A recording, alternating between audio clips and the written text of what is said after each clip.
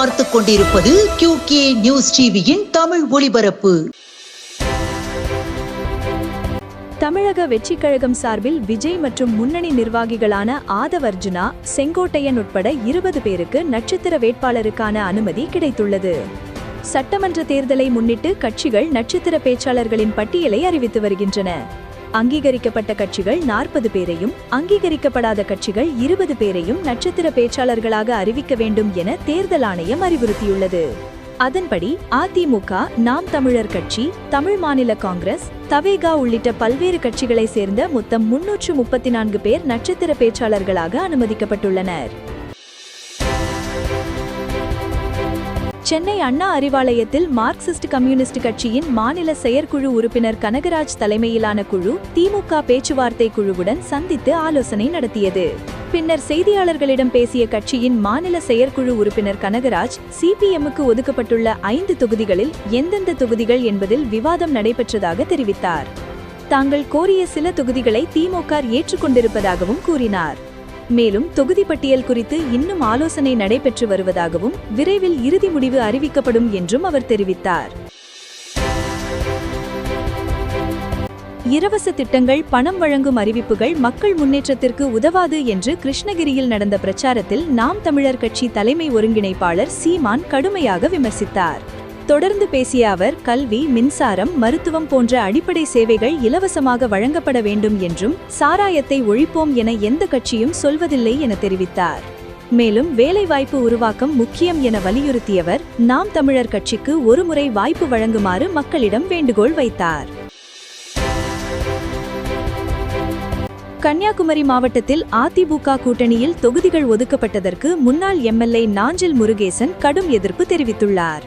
தழ்வாய் சுந்தரம் மீண்டும் போட்டியிட்டால் அவரை எதிர்த்து சுய இச்சையாக களம் காண்பேன் என்றும், அவரை விட ஒரு வாக்கு குறைவாக பெற்றால் தற்கொலை செய்து கொள்வேன் என்றும் சவால் விடுத்துள்ளது பரபரப்பை ஏற்படுத்தியுள்ளது.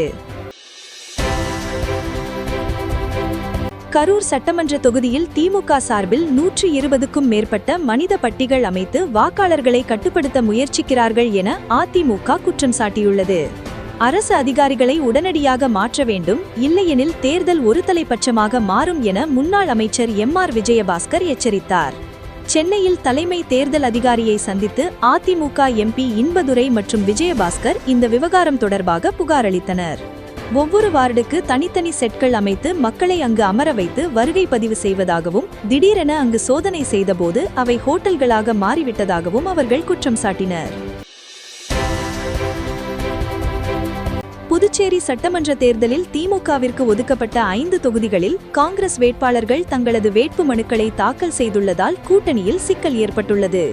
காலாப்பட்டு, ராஜ்பவன், நெல்லித்தோப்பு உள்ளிட்ட தொகுதிகளில் AB படிவத்துடன் தாக்கல் செய்யப்பட்ட காங்கிரஸ் வேட்பாளர்களின் மனுக்கள் ஏற்கப்பட்டுள்ளன.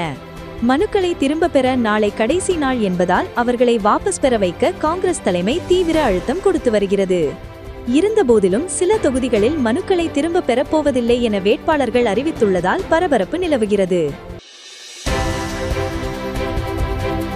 புதுச்சேரி பாரதிய ஜனதா கட்சியிலிருந்து வாய்ப்பு மறுக்கப்பட்டவர்கள் கட்சியிலிருந்து விலகி தமிழக வெற்றிக் கழகத்தில் போட்டியிடுவது குறித்த கேள்விக்கு அது அந்த கட்சியின் நிலைப்பாடு என்று புதுச்சேரி முதலமைச்சர் ரங்கசாமி பதிலளித்தார். மேலும் புதுச்சேரியில் தனது வெற்றி வாய்ப்பு சிறப்பாக உள்ளதாக கூறினார். புதுச்சேரி, கேரளா மற்றும் அஸ்ஸாம் சட்டமன்ற தேர்தலுக்கான வேட்புமனு பரிசீலனை நிறைவடைந்த நிலையில் மொத்தம் 2140 வேட்பாளர்கள் களத்தில் உள்ளதாக இந்திய தேர்தல் ஆணையம் தெரிவித்துள்ளது.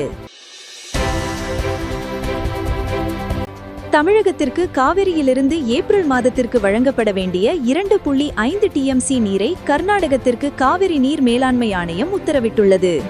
பிப்ரவரி முதல் மே மாதம் வரை வழங்கப்பட வேண்டிய 10 TMC நீரை மாதத்திற்கு 2.5 TMC நீர் வீதம் வழங்க அறிவுறுத்தப்பட்டுள்ளது. ஜாதி ஆணவ கொலைகளை தடுக்க அமைக்கப்பட்ட KN பாஷா ஆணையத்தில் மார்க்சிஸ்ட் கம்யூனிஸ்ட் கட்சி மாநில செயல்திறன் சண்முகம் மனு அளித்தார்.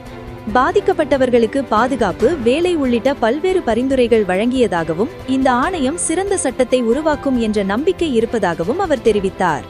மேலும் மக்களின் அடிப்படை பிரச்சினைகளை தீர்க்கும் வகையில் எந்த வாக்குறுதிகளும் அதிமுக தேர்தல் அறிக்கையில் இல்லை என்றும் அவர் விமர்சித்தார். வைரமுத்துவுக்கு ஞானபீட விருது வழங்கப்பட்டது மிகப்பெரிய அரசியல் என எழுத்தாளர் ஜெயமோகன் விமர்சித்துள்ளார்.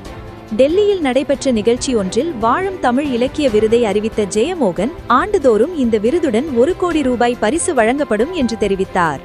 மேலும் வைரமுத்துவை எழுத்தாளராகவோ கவிஞராகவோ ஏற்றுக்கொள்ள முடியாது என்றும், அவருக்கு ஞானபீட விருது வழங்கப்பட்டது மிகப்பெரிய அரசியல் என்றும் விமர்சித்தார்.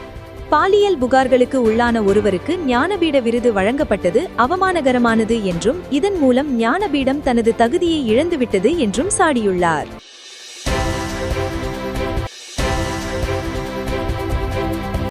இத்துடன் இந்த செய்தி தொகுப்பு நிறைவடைந்தது. நன்றி, வணக்கம்.